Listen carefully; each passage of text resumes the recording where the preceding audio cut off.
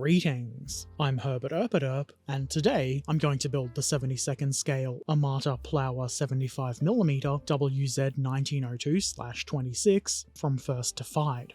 Even though I definitely said that perfectly, and you all understood it clearly, what it is a field gun from 1902 captured by the Polish and modified to fire the same ammunition as other Polish weapons.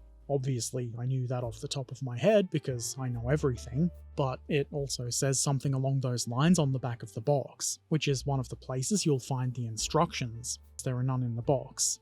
If you want a digital version of the instructions, which is really helpful if you want to zoom in, there's a link to those in the description. Inside the box, we find a single small sprue. There's not a lot of parts in this kit. I can't count, so I'm not going to tell you how many there are.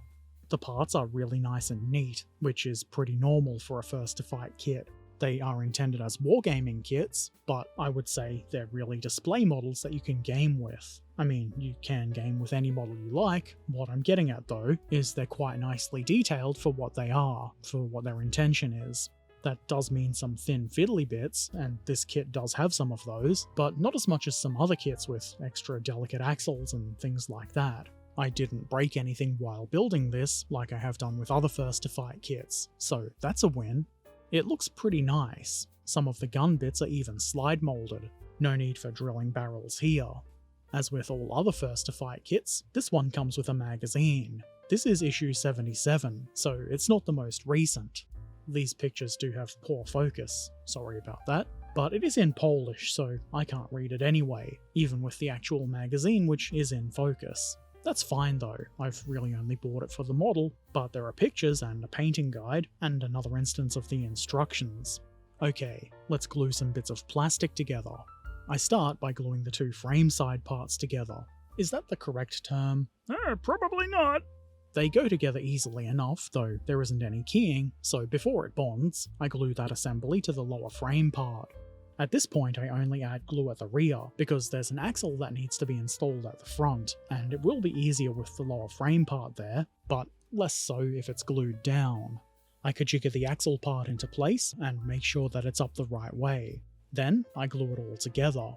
Again, there's no keying, so you've got to eyeball the axle's position so that it sits in the center of the frame. I had to hold that for a bit because there's enough tension in the lower frame part that it really wanted to come apart, but I didn't let it. The top of the frame part can go on next. If you've got the lower part done correctly, it should just plop right into place.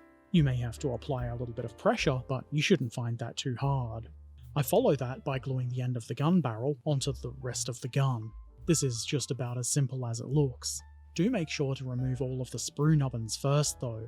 You can probably see that I forgot one.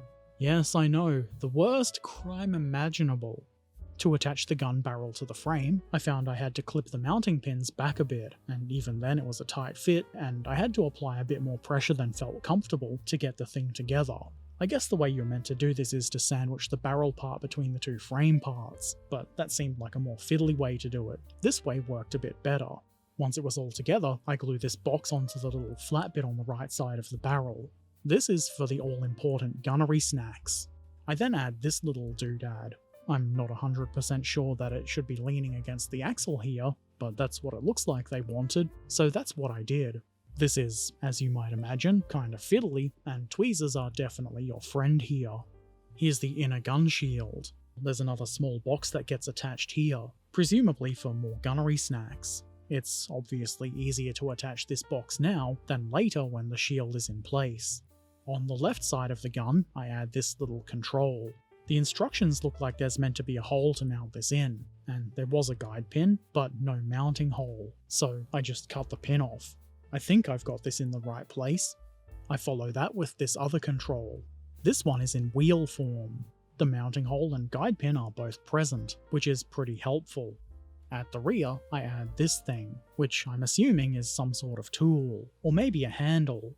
There is a microscopic guide pin to help with this, but it's so small that I'm pretty sure it would have instantly dissolved in the glue. I ended up nudging and eyeballing the fit, and it looks alright. The sight equipment goes on next on the left side of the gun. This isn't too difficult to position. There's a fairly good mounting for it. All you really have to do is make sure that it's nice and vertical. I then add the inner section of the gun shield. This does sit in place fairly easily, though you may need to give it a bit of a nudge to get it there. I would suggest leaving this to bond for a bit so you don't accidentally knock it back out of position. The next thing I add is the seats. There is a particular seat for either side. You can maybe see that there are indents that interact with the supports protruding from the frame. They are hard to see because they're small, but they are there. And now the crew has somewhere comfortable and relaxing to sit. Next, I add the forward part of the gun shield, which requires these supports. Initially, I tried to do this with the supports in place, but loose. The parts were a bit uncooperative, so I glued the supports onto the axles, hoping they'd be in the right place. I did test fit with the shield as a kind of guide. Then I attached the shield part, which did take a bit of kajiggering. The supports do have guide pins, but it is a bit tricky to get them into the holes. Also, the guide pins are very small, and you could easily just unwittingly dissolve them with glue. Eventually, I got the parts together in what looked to be a reasonably correct position. Next, I add the wheel hubs to the wheels, strangely enough. You do have to make sure they're in the center, but there are guides for that, so it's not too difficult. Why not then add those wheels to the rest of the gun? There is a nubbin on top of the hubs that seems like it should face upward, so I took that into account. There is a fair bit of play in these wheels, so you'll probably have to nudge them into being neat and straight. There isn't really much there to hold them on, so it is going to be kind of delicate. You should probably handle this model pretty gently. That's not really unusual for a first-to-fight kit though. Anyway, the Armata Polowa 75mm WZ 1902/26 in 72nd scale from first to fight is now complete, and I think it's a nice little model. It looks really good.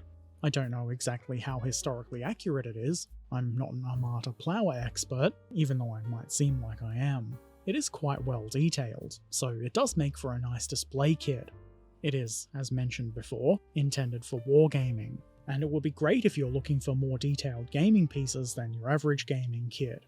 That does kind of come at the expense of ruggedness and handleability, which is probably obvious. Unless you're a ham-fisted smashy boy, or playing with children or something, I doubt it's a real problem. The build wasn't the easiest in the world, there are much simpler kits out there, but it wasn't overly difficult either. It did take a little bit longer than I'd expected to finish, mostly because some of the parts are very small and delicate to clean up, and for some of them, I had to use my brain and try and figure out their positioning. Still, it was a fairly quick build, easily done as a nice relaxing evening activity. If you've got any questions or comments, feel free to put them in the comments section below. If you want to watch me build kits like this one live, I stream modelling a couple of times a week both here on YouTube and on Twitch. Twitch even has a schedule you can check out. There's a link in the description. Subscribe if you want to be a subscriber on YouTube, and if you really like what I do, consider supporting on Patreon or Ko-fi. There are links for those in the description too. Take care of yourselves, be excellent to each other, and thanks for watching. Farewell.